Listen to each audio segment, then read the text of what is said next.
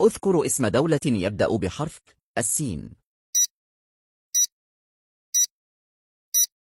إذا قلت سوريا، للأسف أنت خارج اللعبة. لا تقول نفس الشيء مثلي وإلا ستخسر. السؤال الثاني، اذكر اسم ولد يبدأ بحرف عين. لو قلت عمر، خسرت اللعبة. حاول مرة ثانية. اضغط مرتين على الشاشة لتعود للعبة مرة أخرى. السؤال الثالث، اضغط على زر التعليق واختار إيموجي من اختيارك.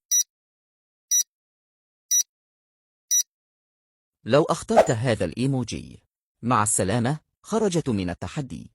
السؤال الرابع، اختر رقم من 1 إلى 10.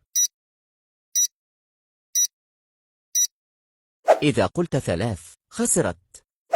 السؤال الخامس، عند مشاركة الفيديو على واتساب، من هو أول شخص يظهر لك؟